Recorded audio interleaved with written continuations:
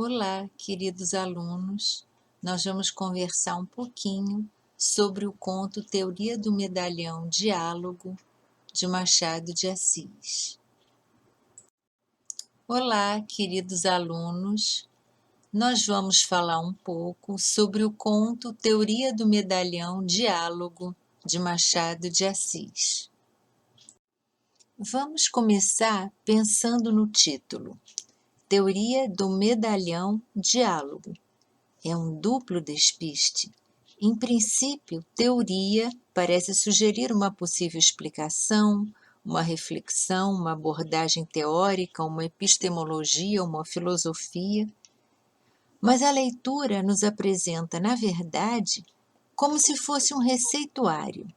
Interessante observar que, no senso comum, o termo medalhão é uma grande, como temos na foto, uma medalha que serve para ostentar, para mostrar, para que todos possam ver o brilho, o tamanho, o que significa.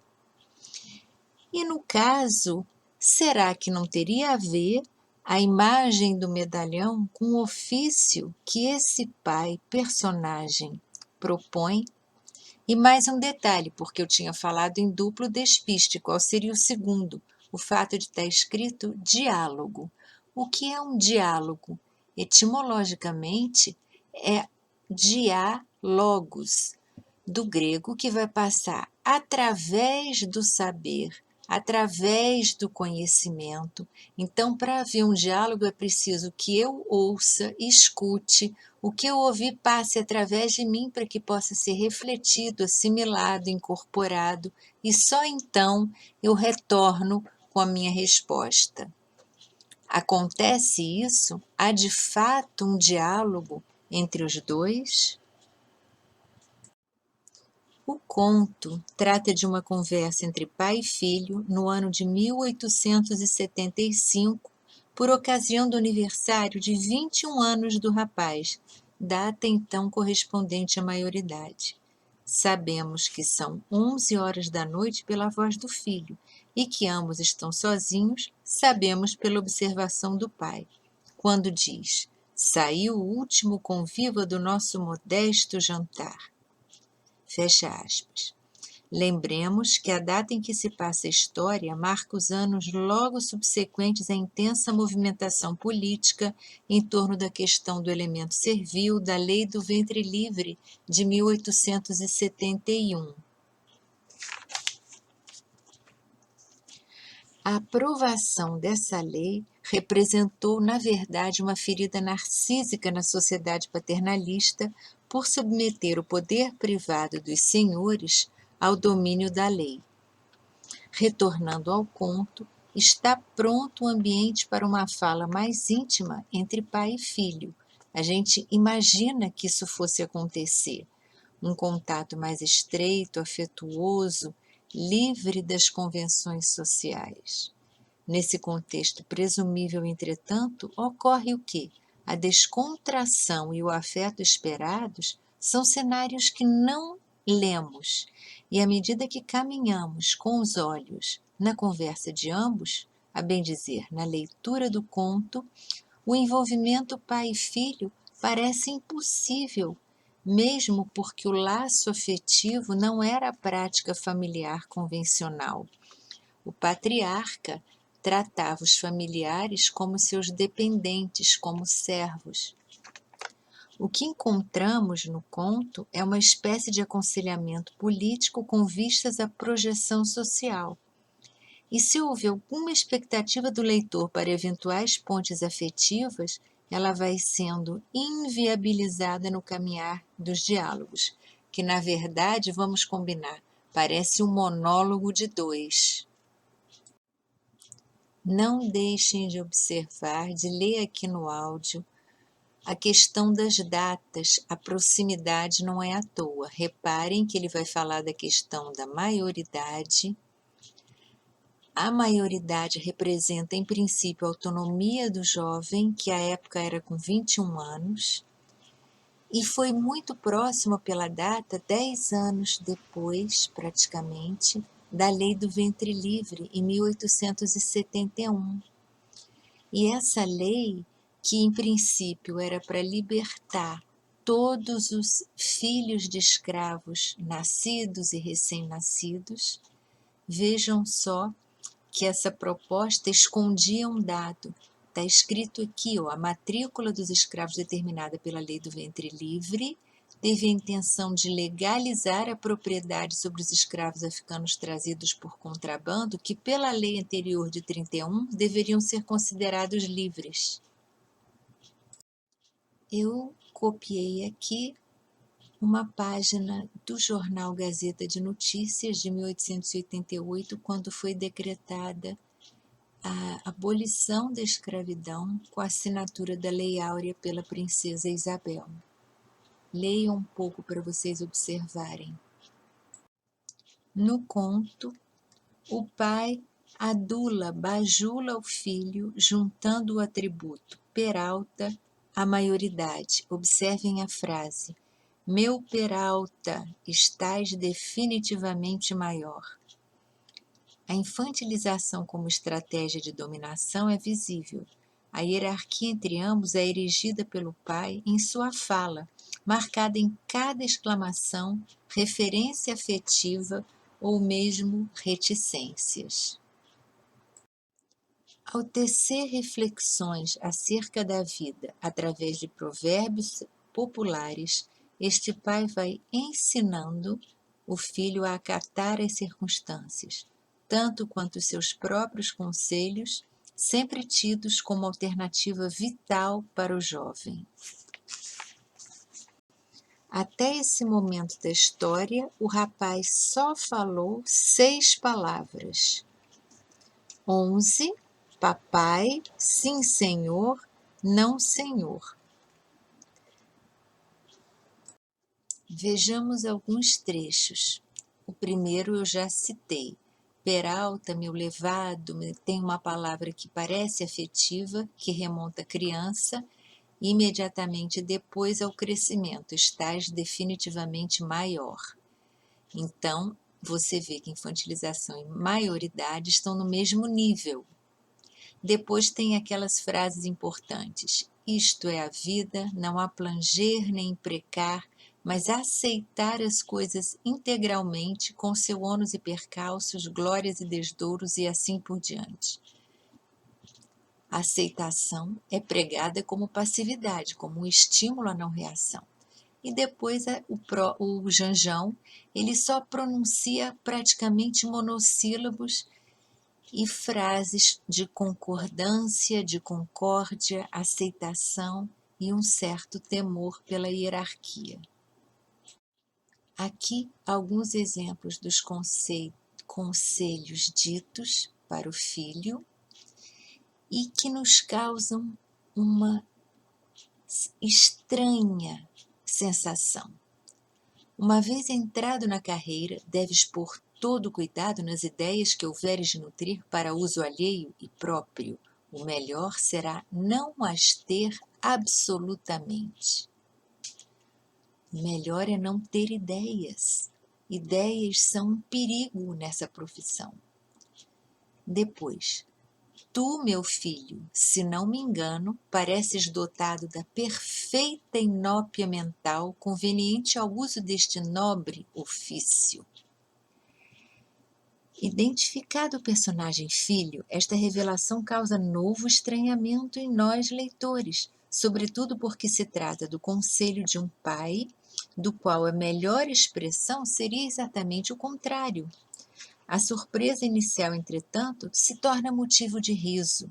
A quebra da expectativa faz com que o leitor ache o conselho hilário, o estranho soa engraçado ou patético, sensação que é reforçada pela contundência com que o pai se dirige ao filho interessado para explicar em como seu perfil jovem é perfeitamente adequado ao ofício do medalhão.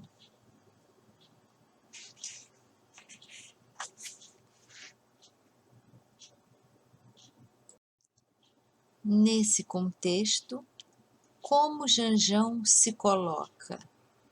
Ele diz essa frase: creio que assim seja é a tradução de amém. mas um tal obstáculo é invencível. Upa, que a profissão é difícil. Então você já pode observar que Janjão é um nome de sílabas repetidas, de certa forma reproduz o seu aparente servilismo e sua falta de criatividade. Tem uma reação que, ao contrário do que nós poderíamos esperar, acaba por confirmar a sua propalada inópia mental. Além de dizer amém ao Pai, ele expressa o seu espanto ante a dificuldade do ofício. Vejamos o que diz o crítico e o brasilianista John Gladstone. Abre aspas. O que Machado pensava, não tanto sobre a monarquia brasileira, mas sobre a maioridade de 1840, aparece também no capítulo 31 de Dom Casmurro, em que Capitu está curiosa para saber o que era isto, e achou que o imperador fizera muito bem em querer subir ao trono aos 15 anos. Bento tem 15 anos no início da narrativa Dom Casmurro. O que se menciona aqui é o momento mais famoso do processo, quando Dom Pedro teria dito "quero já". Essas palavras têm, é claro, um papel legitimador vital na história, ou mais precisamente no mito da maioridade, já que deixam implícito que, de algum modo, ela era real, uma expressão verdadeira do desejo de governar de Pedro e também de sua maioridade. Então, o que nós vemos é que John Gladstone está se referindo à maioridade do imperador em 1840, que foi cuidadosamente escolhida por Machado pelo seguinte motivo: a regência estava no fim. Era o mês em que o Partido Liberal havia proposto a maioridade antecipada de Dom Pedro, que faria 18 anos só em 1843, mas que fora proclamado maior de idade quando completara 14 anos, em 23 de julho do mesmo ano.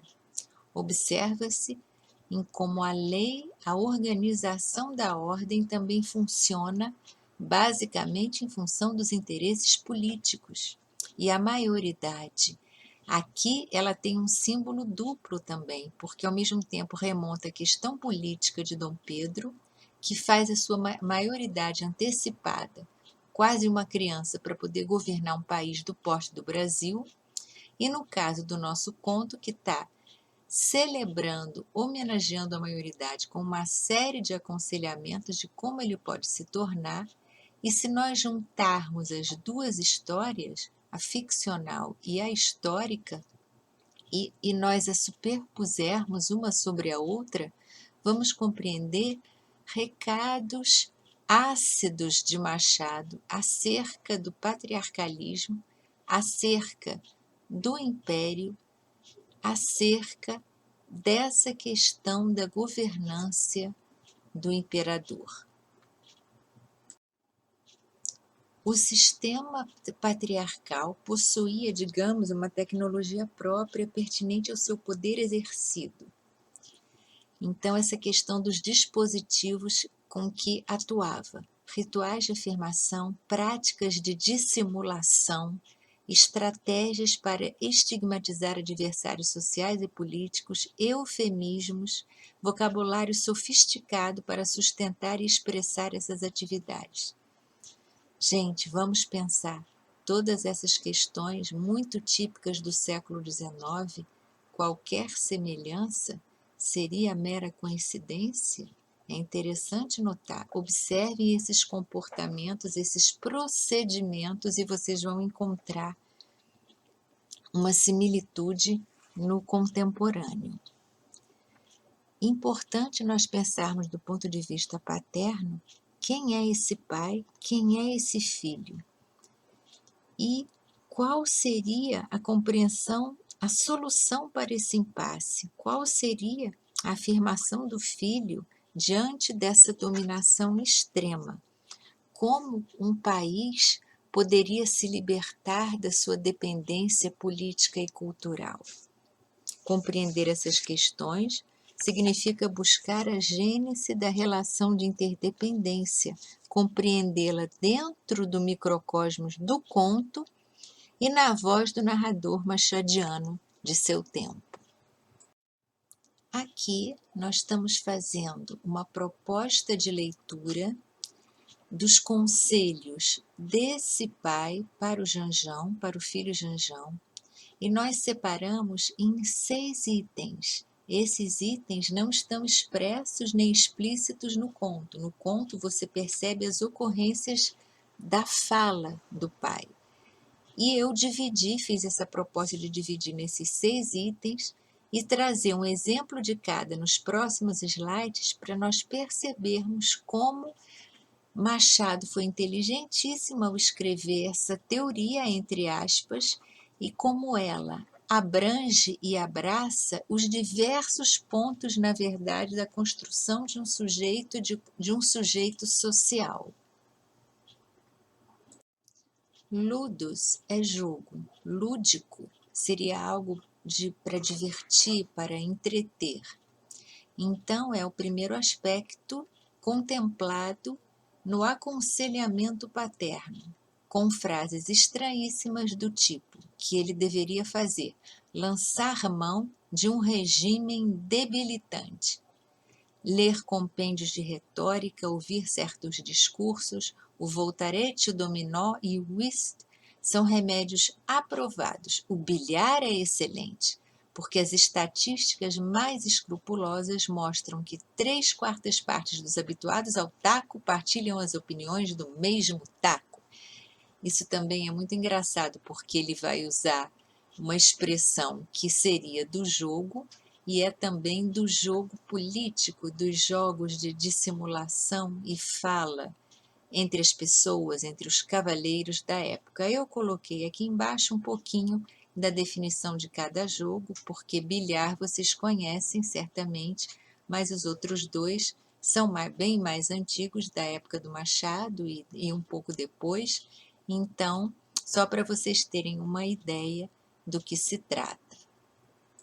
Das atividades físicas e intelectuais, corpo e mente. Vejamos alguns conselhos. O passeio nas ruas é utilíssimo, com a condição de não andares desacompanhado, porque a solidão é oficina de ideias. Tens o valente recurso de mesclar-se aos pasmatórios, em que toda a poeira da solidão se dissipa. As livrarias, ou por causa da atmosfera do lugar, ou por qualquer outra razão que me escapa, não são propícias ao nosso fim. E, não obstante, há grande conveniência em entrar por elas de quando em quando, não digo as ocultas, mas as escâncaras, tem que mostrar para todo mundo escancaradamente. Vai ali falar de um boato do dia, da anedota da semana, de um contrabando, de uma calúnia, um cometa. 75% desses estimáveis cavalheiros repetir-te-ão as mesmas opiniões, e uma tal monotonia é grandemente saudável. Queridos, é um deboche, é uma caricatura do que era a sociedade patriarcalista do século XIX. A superficialidade das aparências, as celebridades da época. Observem, livraria é para quê? Não é para ler, é para passear, é para mostrar. Andar sozinho jamais, porque a solidão propicia a criação de ideias, não pode ter ideias. Bom, acho que não tem como achar que esse conselho é linear e para ser seguido. Aqui nós vamos ver a questão da linguagem. Olha o que ele diz. Não trato do vocabulário, porque ele está subentendido no uso das ideias, ou seja, não tem um, não tem outro. Podes empregar umas quantas figuras expressivas. A Hidra de Lerna, que foi um dos trabalhos de Hércules, está aqui a primeira foto de baixo, aquele monstro, meio cobra de várias cabeças, que ele matou. Então, a Hidra de Lerna, por exemplo, a cabeça de Medusa, que vocês também conhecem, que inclusive não podia olhar porque virava pedra. Teseu conseguiu matá-la porque usou a estratégia de vê-la pelo seu reflexo do escudo. Então ele conseguiu matar sem olhar para ela. E vocês conhecem um filme bem moderno que trabalha isso. Eu não vou dizer qual é para vocês lembrarem. E a outra terceira imagem corresponde às asas de Ícaro, que ali tem a história de Ícaro e Dédalo, que era o seu pai. Eles construíram umas asas e colaram com cera, que era as penas, para poder voar.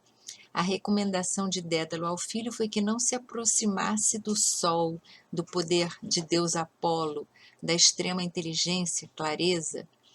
Não poderia, claro, nós sabíamos, ia derreter a cera, foi exatamente o que aconteceu, ele morre. Mas, enfim, o aconselhamento do pai é usar essas imagens que às vezes as pessoas não sabem nada o que quer dizer, não têm a menor noção, mas dá uma pompa ao discurso vazio e empolado que fica assim todo como se fosse algo de fato erudito.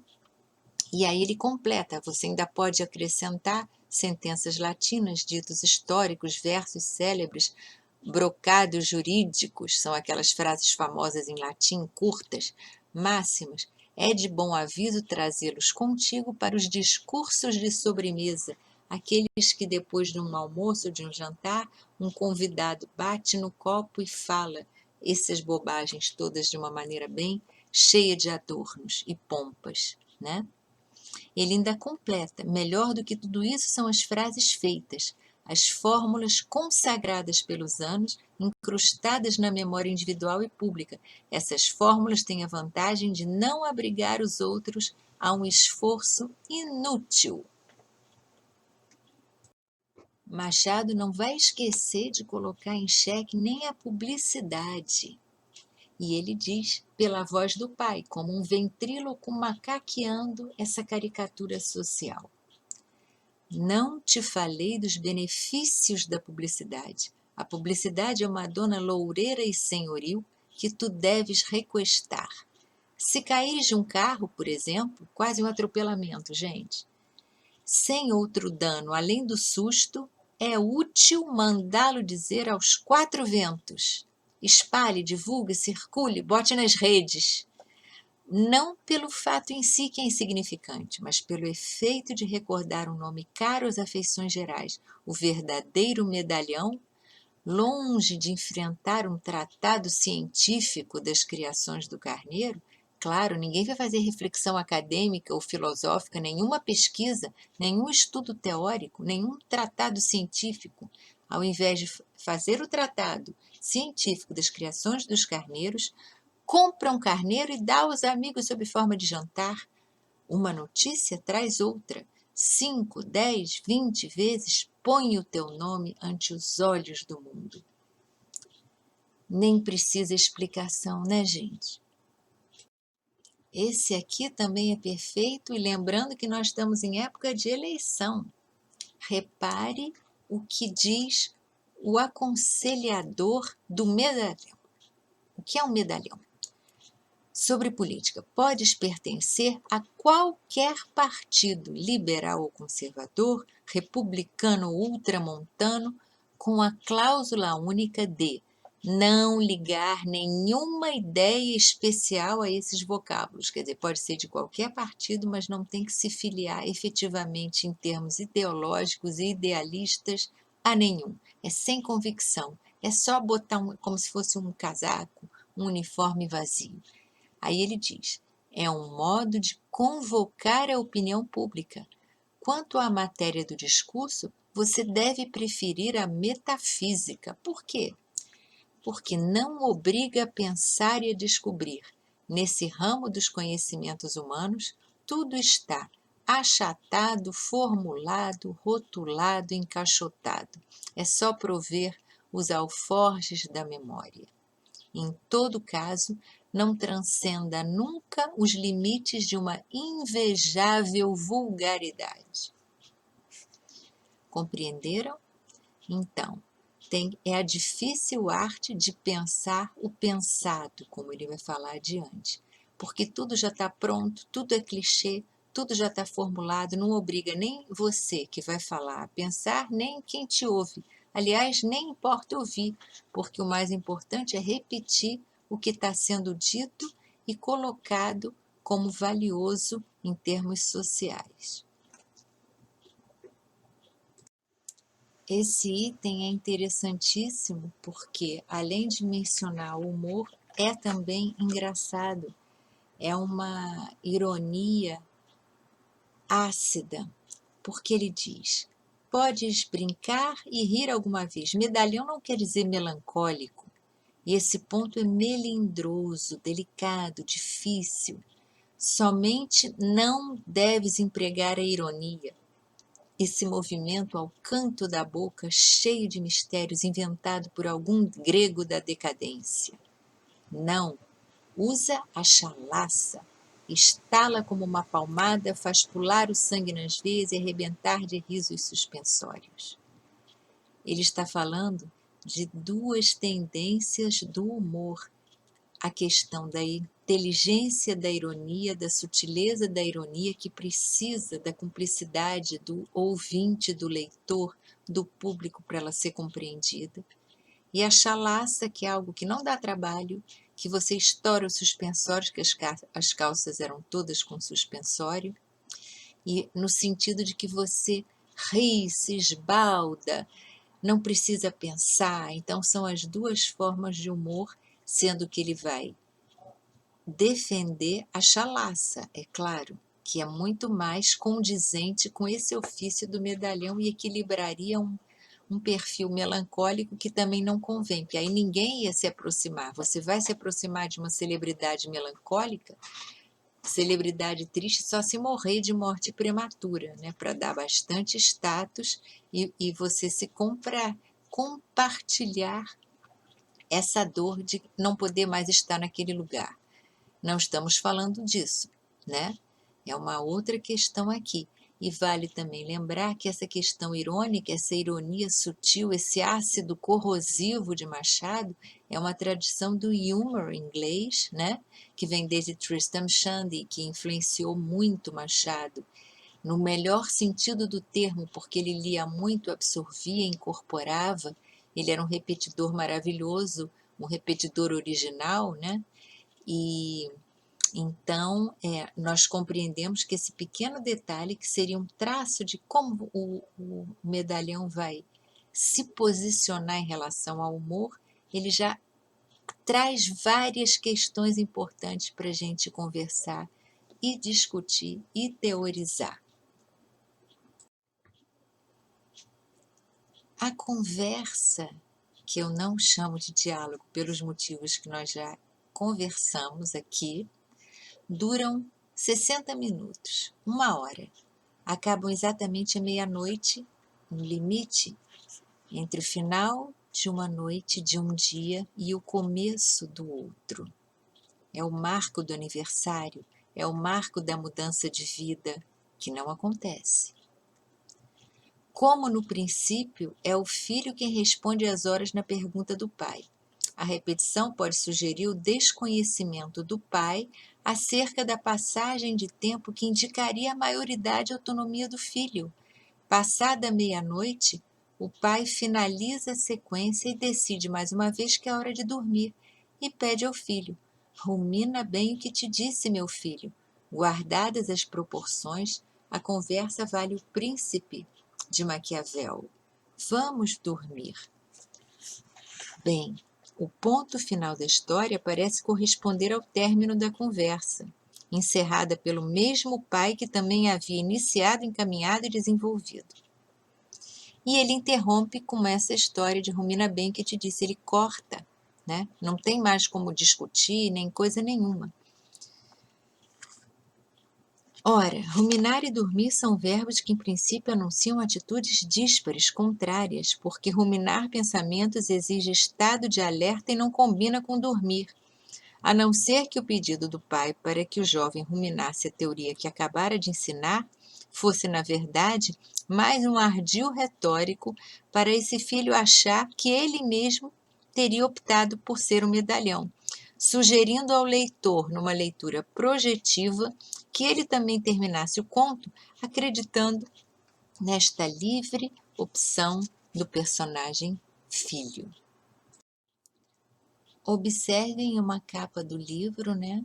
E também aqui, próximo à seta, quando eu escrevi. Com esta visão, Maquiavel compreendeu como os homens que possuem o poder de decidir sobre as questões das cidades operam. Então, nós podemos entender na leitura do conto a vinculação proposta por Machado entre as formulações proposicionais de teoria do medalhão e o Tratado de Maquiavel. A referência machadiana é cabível, modalizadas, consideradas as semelhanças e as diferenças dos contextos. O contexto do conto, século XIX, e o contexto de Maquiavel, que está escrito aí no século que vocês vão ver. Mais do que a aproximação do processo histórico do Renascimento em Florença e os 800, ou o 800, no Rio de Janeiro, interessa a vinculação proposta por Machado entre as formulações da proposta na teoria do medalhão no Tratado de Maquiavel. Um aconselhamento autoritário, sem modulação, um texto para seguidores que nem sempre vai ser mobilizado pela ética e que em algum lugar é um produtor de estranhamento. Então podemos pensar juntos, essa estranha junção entre dominação política e independência pessoal é construída para satisfazer a precariedade e os limites de qualquer experiência de liberdade numa sociedade dominadora, autoritária, organizada em torno da reprodução e manutenção dos laços de dependência pessoal dentro da sociedade. E existem alguns dados, por exemplo, um historiador da USP, Sidney Chalhoub, escreveu em 2003 o seguinte: impossibilitados de lutar abertamente por seus objetivos, os dependentes tentam alcançá-los, fazendo com que os seus senhores imaginem que é vontade deles, senhores, fazer aquilo que eles, dependentes, querem que seja feito. Quando seus personagens não falam, significam pela impossibilidade de dizer. Cabe ao leitor produzir sentido a partir do silêncio, das negativas, das repetições, das frases monossilábicas, das atitudes, das autorreferências, da obliquidade. Pensem nas quase não palavras de Janjão. Quando seus personagens não falam, significam pela impossibilidade de dizer. Com isso, vamos chegando ao final e dizemos: Machado foi um intérprete incansável do discurso político possível aos dominados, discurso esse constituído historicamente no particípio passado. Feito, rebelado, sufocado, apagado, ludibriado, mas na temporalidade do gerúndio interminável presente, fazendo, revelando, apagando, ludibriando e obliquamente se constituindo a história. Agora olhamos novamente para esse filho. Com essas reflexões, compreendemos o não lugar de Janjão e sua modalidade apática, eco do discurso paterno, sem jamais afrontar a autoridade nem optar explicitamente por uma só alternativa. Janjão, com suas respostas monossilábicas, ecoando os finais das falas paternas, é o lugar da redundância. É o seu modo de dizer, um eco do pai, pura repetição. E eles representam um eco da sociedade, um eco da configuração autoritária do patriarcado, com a sua estrutura escravocrata, de base ruralista e com todos o rol de comportamentos que nós conhecemos tão bem em livros, em filmes, em imagens, em fotos. Então é importante pensarmos como a gente consegue perceber uma história dentro da outra, os círculos concêntricos da narrativa que se entrelaçam infinitamente na leitura.